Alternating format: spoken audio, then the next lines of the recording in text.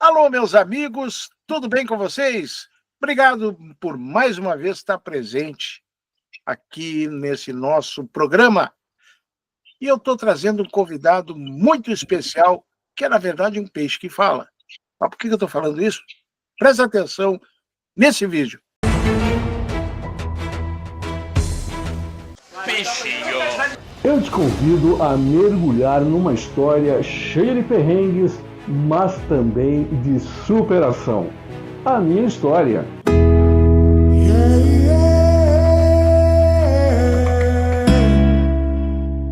Eu nasci no Cerrado Mato-Grossense, numa família pobre. Enfrentei muitos obstáculos, mas o mundo girou. E foi nesse gibi do Tio Patinhas que descobri a minha verdadeira vocação, ser jornalista, e eu consegui. Viajei o mundo e estive na linha de frente de acontecimentos marcantes. Em Moscou, por exemplo, vi o fim melancólico do comunismo com tanques de guerra abrindo fogo contra o prédio do parlamento russo. Estive na Olimpíada de Atlanta, nos Estados Unidos, e na Copa do Mundo da França. Entrevistei personalidades importantes. E até me encontrei, veja só, com a diva pop Madonna durante um jantar em São Paulo. E participei de projetos de muito sucesso na TV. Aqui, agora, peixinho. Média 20. Pico de 23. Pico de 20, ó. Pico de 23. 23. Liga o satélite, peixinho. Agora eu conto todos os detalhes desses acontecimentos e os perrengues que passei nesse livro, Memórias de um Peixe que Fala. Aqui também falo da evolução do jornalismo, da máquina de escrever manual à inteligência artificial, e faço muitas reflexões sobre como enfrentar as dificuldades. Se você gosta de histórias de superação, então leia Memórias de um Peixe que Fala. Clique no botão comprar aqui no site e adquira agora o seu exemplar. Boa leitura!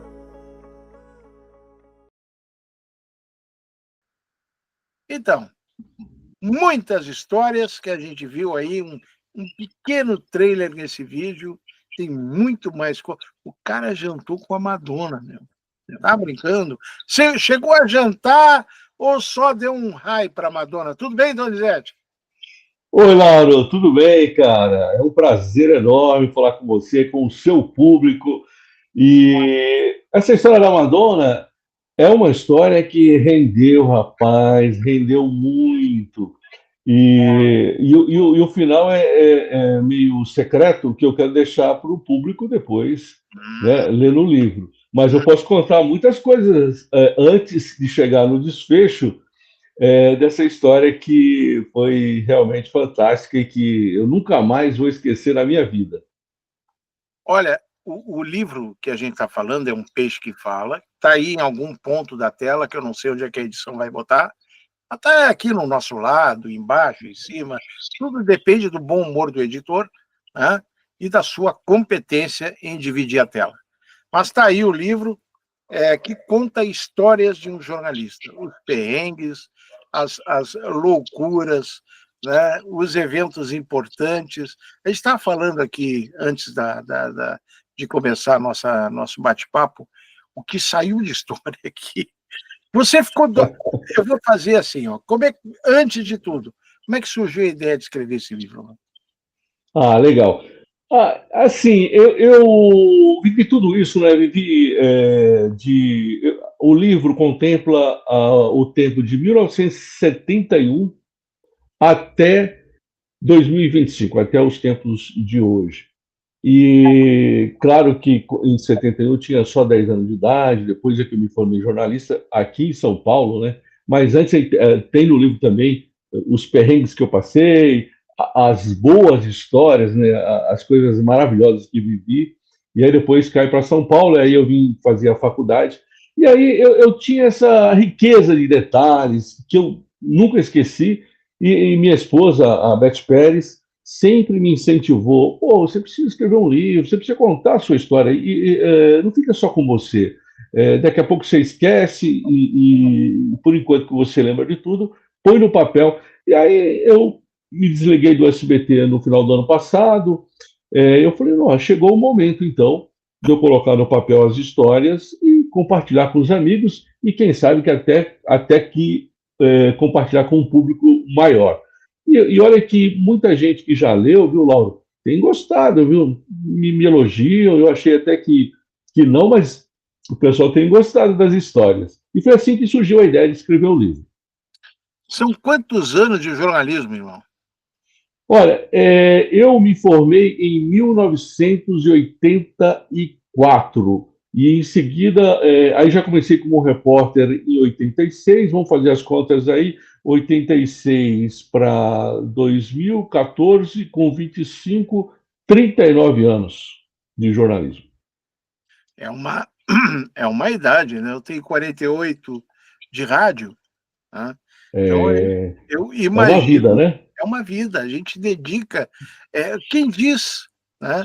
Quem diz que isso é uma profissão igual, sem desmerecer as demais, igual a Sim, banqueiro, igual a atendente de hotel, igual sei lá, administrador de imobiliária, você não sabe. E trabalhar na comunicação é uma coisa tão extraordinária e tão maravilhosa que você se sente um ser abençoado.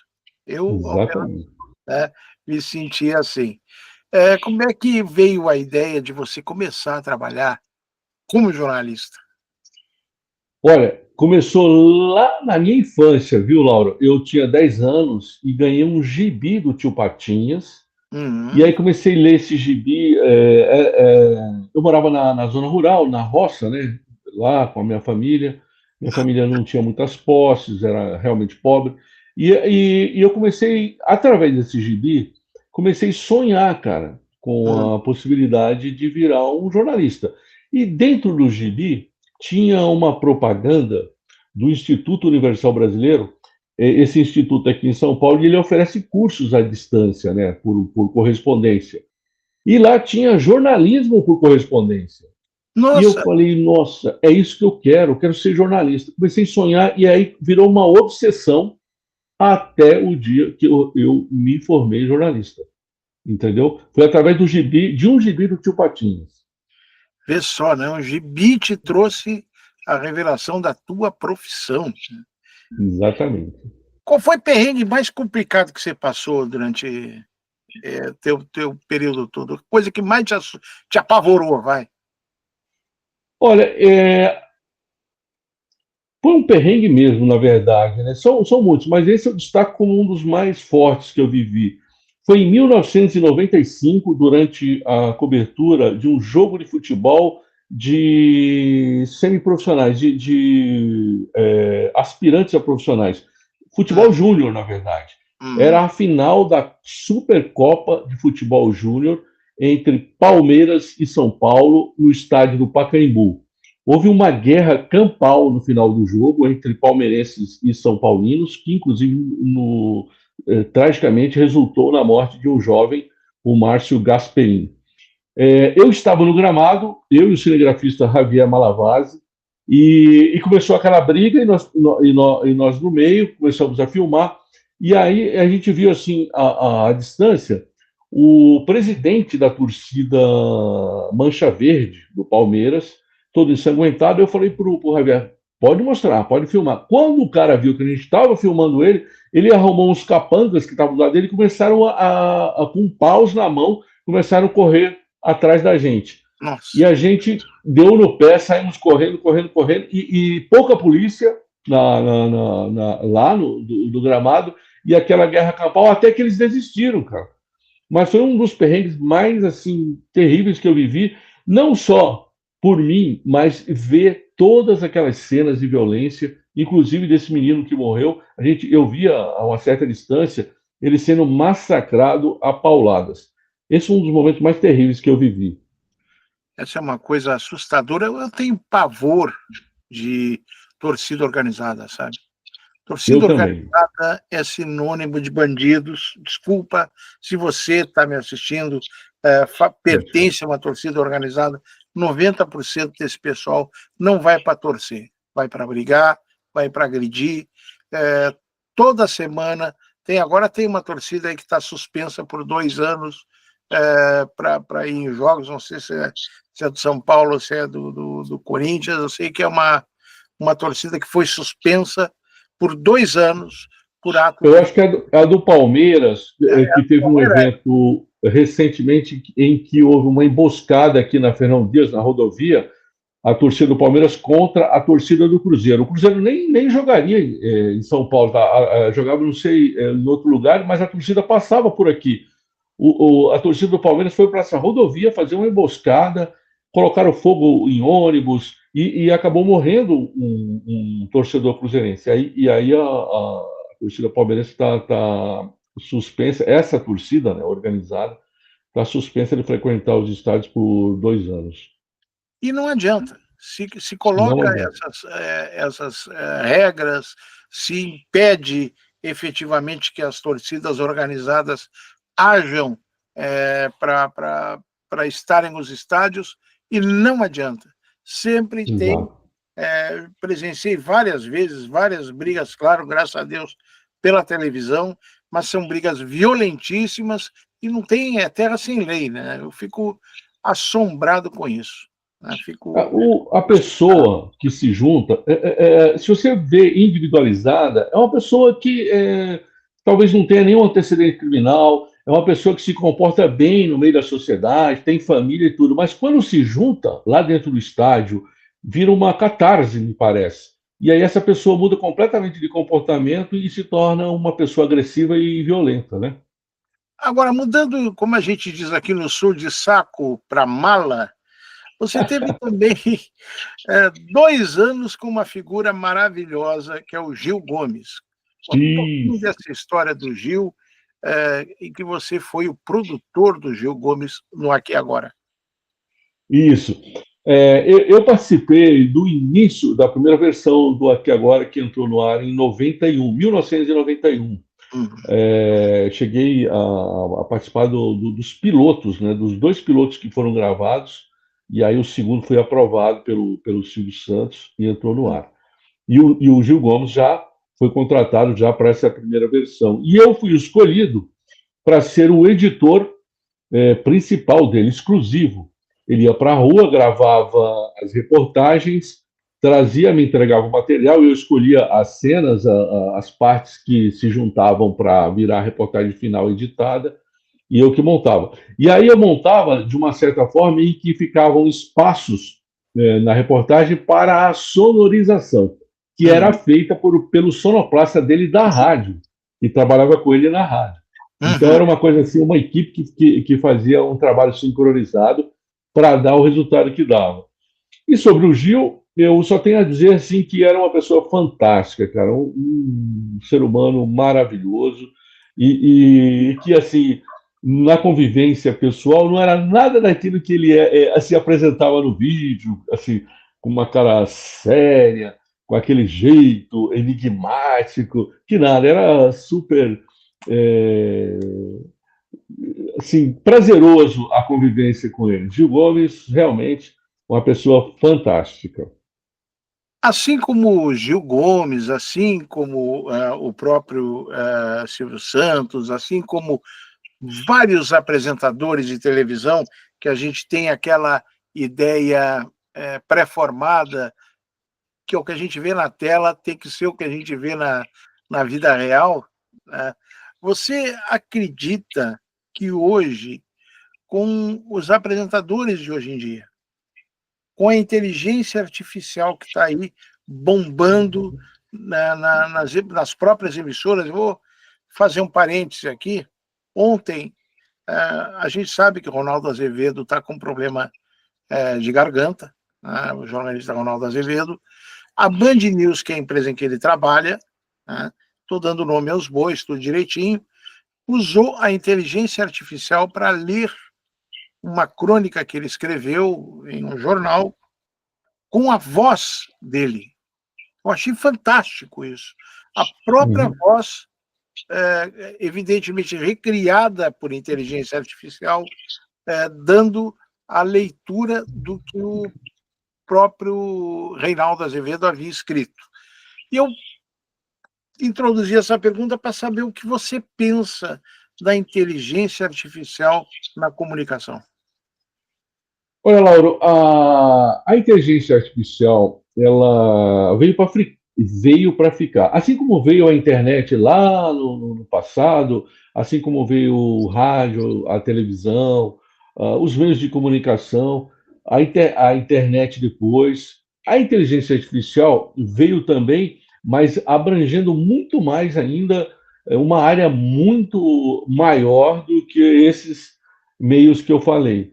Agora, a inteligência artificial usada, controlada pelo ser humano, é perfeito. Eu concordo plenamente. Nesse caso que você acabou de falar, uma vez que o público foi avisado de que aquilo tinha sido produzido pela inteligência artificial numa transparência bem honesta com o telespectador, perfeito. Também acho perfeito.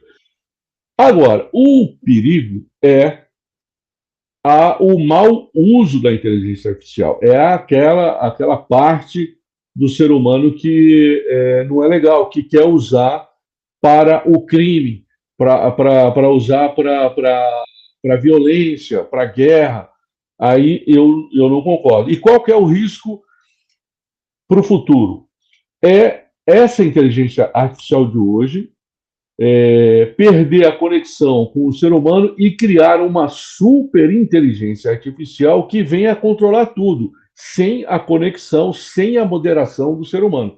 Aí realmente fica perigoso. Por isso que o controle, desde já e desde sempre, deverá ser sempre pelo ser humano, moderado, feito dentro dos parâmetros, feito dentro da honestidade, para o bem. E como que a inteligência artificial pode ajudar a humanidade? Através da ciência, através da educação, no jornalismo, na comunicação, enfim, em todas as áreas, a inteligência artificial pode ser muito benéfica. Então, eu sou muito favorável à inteligência artificial. E bem administrada, né? Administrada por bem, como a gente está vendo aí em trabalhos jornalísticos, né? Eu me lembro quando começou a se usar os croquis eletrônicos. Não sei se você se lembra disso. Muito, a Globo usou uma época muito, quando tinha que descrever uma situação, usava-se a animação no Animator ainda, no antigo Animator, né? Se usava aquilo, fulano caminhava e até ia o carro, não sei o que, vinha aquele bonequinho caminhando e tal e tal.